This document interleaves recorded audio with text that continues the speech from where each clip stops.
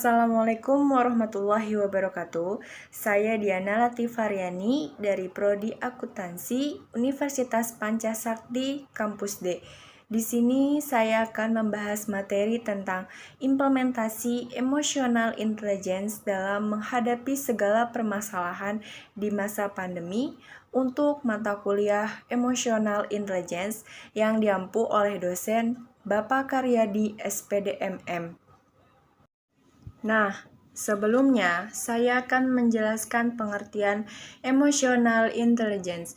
Emotional intelligence adalah kemampuan mengendalikan hal-hal yang negatif, seperti marah, ragu-ragu, dan juga kurang percaya diri, atau kemampuan memusatkan perhatian pada hal-hal yang positif, seperti rasa percaya diri dan keharmonisan dengan orang-orang di sekeliling. Kita tidak akan pernah menyangka akan adanya pandemi di tahun 2020 hingga 2021 saat ini. Peristiwa pandemi COVID-19 pada awalnya dapat menimbulkan keadaan yang kurang menyenangkan, sehingga hal yang terjadi adalah emosi. Jadi kita bawaannya emosi yang negatif. Karena kita tidak bebas lagi untuk bisa bepergian dan melakukan pertemuan-pertemuan, dan tentunya harus selalu jaga jarak. Di sini dibutuhkan pengelolaan emosi yang baik dan cerdas. Pengaruh positif kecerdasan emosional terhadap pengendalian kondisi psikologis atas perubahan sangatlah tinggi manfaatnya. Dengan adanya kecerdasan emosional yang tinggi, seseorang dapat memiliki pemahaman kesadaran diri yang baik tentang emosi dirinya, memiliki kemampuan untuk mengatur diri, kemampuan untuk mencoba menjadi yang terbaik, memiliki pemahaman yang baik tentang orang-orang di sekitarnya, serta senantiasa memelihara hubungan sosial. Dengan demikian, kecerdasan emosional memperkuat pengendalian kondisi psikologis atas suatu perubahan, karena meningkatkan rasa bahwa dengan perubahan kita harus bisa untuk tetap bertahan. Dengan demikian, kecerdasan emosional mampu memperkuat pengaruh terhadap pengendalian kondisi psikologis dalam mengalami perubahan. Dengan adanya kecerdasan emosional yang tinggi, seseorang dapat memiliki pemahaman kesadaran diri yang baik tentang emosi dirinya sendiri, memiliki kemampuan mengatur diri, kemampuan untuk senantiasa mendorong diri untuk mencoba yang terbaik, memiliki pemahaman yang baik tentang orang-orang di sekitarnya, serta senantiasa memelihara hubungan sosial. Maka, kecerdasan emosional dapat meningkatkan rasa walaupun terdapat perubahan. Kita dapat tetap bertahan, sehingga organisasi pun senantiasa berjalan dan mampu menyesuaikan diri terhadap berbagai perubahan. Sekarang kita ambil contoh, bagaimana sih implementasi saat ini di dunia pendidikan? Dengan adanya wabah COVID-19, tentunya guru tidak dapat bertatap muka dengan peserta didik. Proses pembelajaran dilakukan secara daring. Untuk mendukung program ini, pemerintah telah menyediakan subsidi pulsa atau kuota pelajar, baik bagi guru atau dosen maupun siswa atau mahasiswa. Program pelatihan guna peningkatan kompetensi juga memanfaatkan layanan digital. Sejak dibuka pada April tahun 2020, Kartu Prakerja telah memfasilitasi sekitar 5,59 juta orang dari total pendaftar yang mencapai sekitar 47 juta orang. Kondisi seperti ini diharapkan para orang tua untuk tanggap agar bisa mendidik, membimbing, dan mengarahkan pembelajaran secara mandiri di rumah masing-masing. Para orang tua harus segera berkomunikasi dengan guru agar dapat mengganti peran guru dalam aktivitas pembelajaran dari rumah.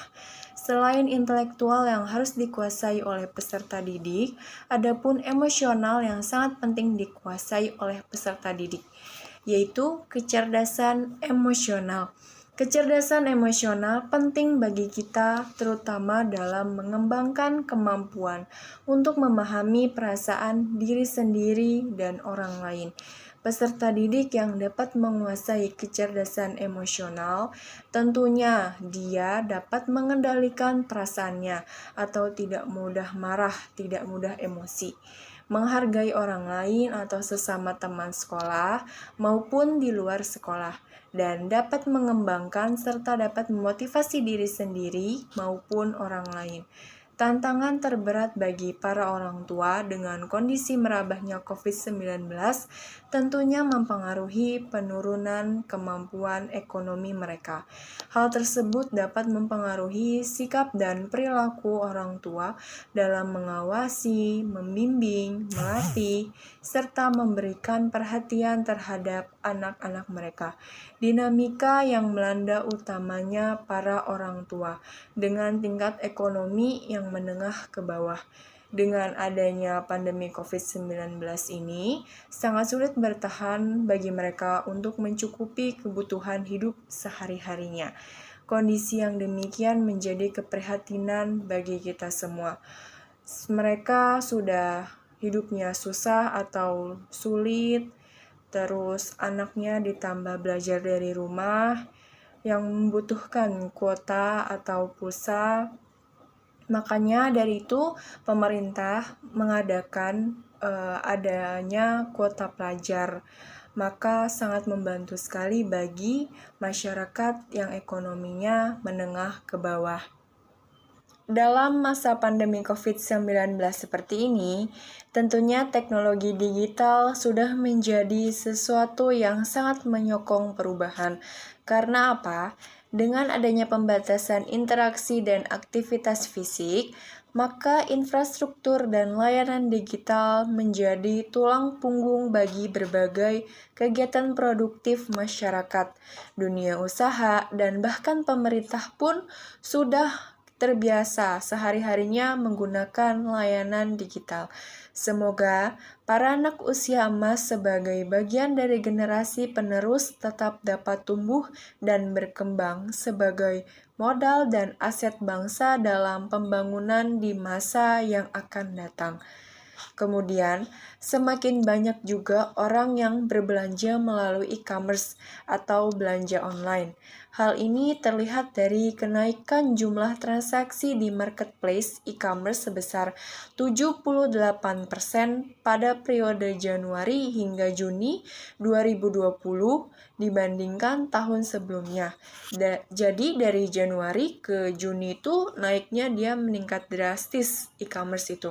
Selain itu, terdapat 2,7 juta UMKM luring atau offline yang difasilitasi menjadi daring dalam waktu kurang dari 5 bulan sejak diadakannya Gerakan Nasional Bangga Buatan Indonesia yang diluncurkan pada tanggal 14 Mei 2020. Di dalam dunia industri, kecerdasan emosional atau emotional intelligence merupakan sebuah karakter fundamental yang harus dimiliki oleh seorang pemimpin. Seorang pemimpin yang berkarakter transformasional di masa pandemi akan lebih diperhitungkan, akan lebih dibutuhkan, akan lebih banyak dicari untuk menolong pekerja agar mampu menghadapi berbagai macam permasalahan, baik personal maupun secara emosional.